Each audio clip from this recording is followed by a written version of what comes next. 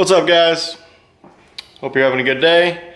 Mine's going all right so far. I actually got my exhaust tubing today, which I wasn't expecting. So I'm gonna go ahead and unbox it and show you guys what I got and why I got it, and then probably jump right into trying to, work on the exhaust. I gotta get the car jack back up and get working on it. So let's go ahead and unbox everything. Lay it out on the floor here. Find my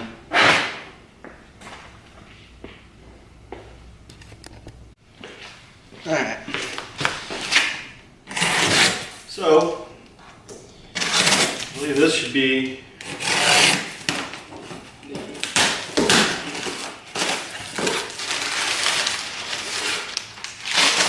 flanges.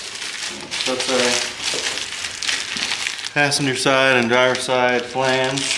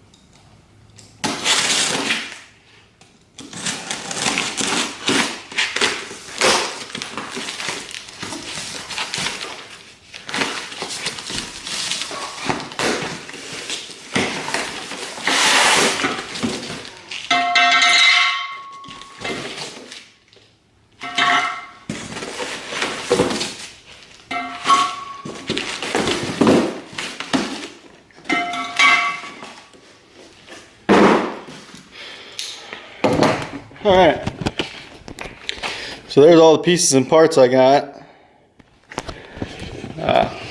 It's all 2.5 inch tubing. I don't really have the room to go any bigger than that.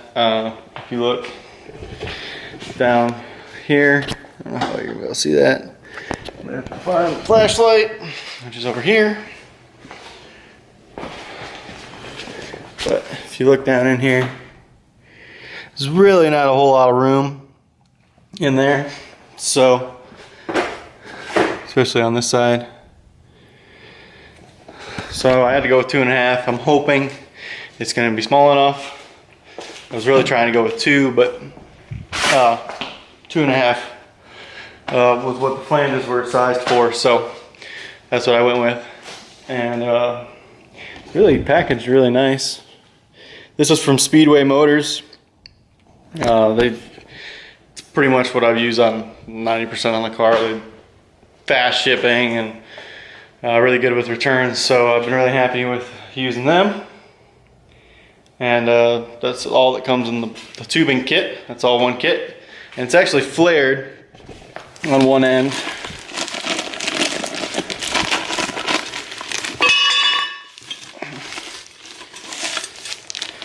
So you can, it's designed to, you can slip it together and clamp it. I'm obviously going to be welding it instead of doing that. So, and I'm going to have to, cut those bends up and everything to be able to do what I need to do with it. So, we'll go ahead and jump right in here and get her going. Well, bad news. That kind of sucks. Apparently I ordered the wrong flanges for the exhaust, so they will not bolt up to my headers. So therefore I cannot make the exhaust off something I don't have.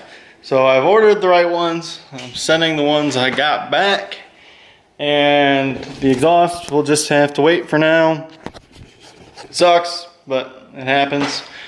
Good news is all my gauges are coming in today, so instead of doing the exhaust like I originally planned, we're gonna switch it up and we're gonna wire in the gauges. So here we go. All right, so we're gonna start putting some gauges in here. So first things first, I gotta pull that guy out there.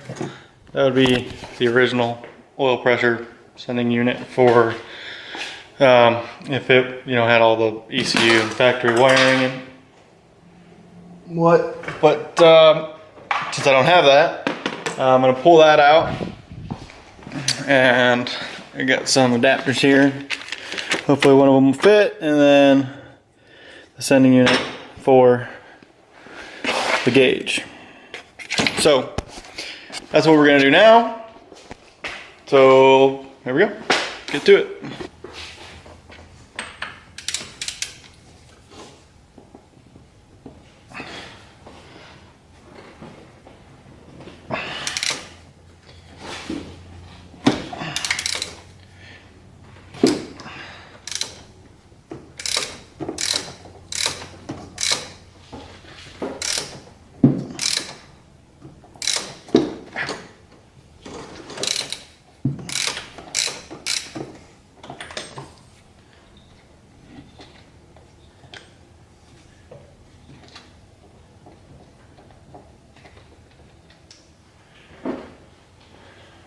So, got the factory one out.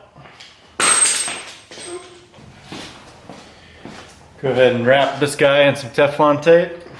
And we'll just go ahead and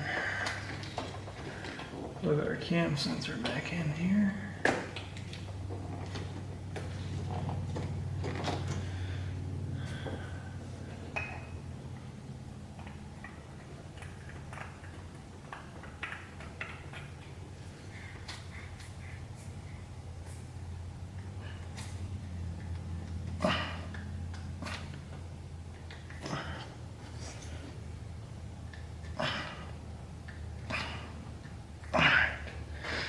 So now we got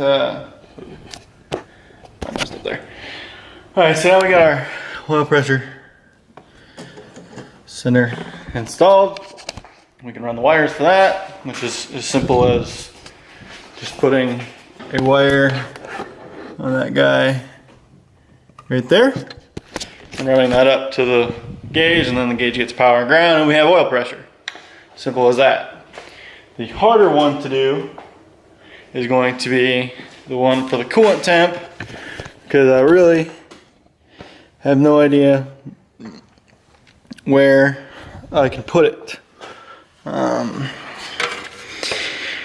radiator doesn't really have any bungs. I'm not sure I want to put it in the heater loop, and I don't really want to drill and tap or anything. So we're gonna have to try and figure that out.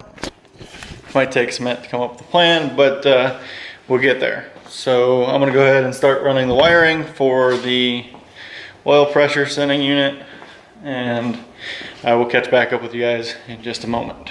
All right, so I got the oil pressure all wired up here, going into the engine bay to the gauge in there. And what I ended up doing, which is another something you really want to do, but it ended up working, I drilled and tapped the side of the radiator here, put some thread tape on that along with some black RTV, and it seems to be all right. We'll see how well it holds, but that's where I'm going to pick up my water temp from. So go ahead and get that wired up, and then I'm still waiting on my freaking tach. Hopefully it's supposed to be here today. It's getting sent UPS, and UPS has already come and gone. So maybe there's another truck, who knows, whatever. But gonna go ahead and get that wired up, and then we'll be good to go. All right, we got our water temp hooked up. I just kind of ran it down here on this, up here, back through the firewall. That's all set up. We got our oil pressure set up. Only thing we're waiting on is the tach, which should be here sometime today, hopefully. If not, we'll have to wait on it. I'm not going to fire it up again without the tach, so I actually know what my RPMs are at. But at least now we'll know what our oil pressure and our water temp is, because I've kind of just been going blind, just running the car. So at least now we'll have some gauges. And I've been trying to get a hold of a guy about redoing the seats in this car. He hasn't called me back or answered the phone, so just waiting there, but it does look pretty good. All waxed up, so that's where we're at now. I got a return spring on this guy. That was just kind of something quick. I just kind of came out here one night and threw it on there after I bought it. And unfortunately, I got to stack my exhaust tubing up somewhere because I can't do anything with it because I ordered the wrong flanges. Duh. Got the right ones coming, so hopefully they'll be here by this weekend and I can get started on building the exhaust. And after the exhaust is made, that's it, we're done. We're ready to go driving. So, ready for that. And I think that's about it. So just in case the tach doesn't show up today, like, comment, subscribe down below, and we will see you in the next one.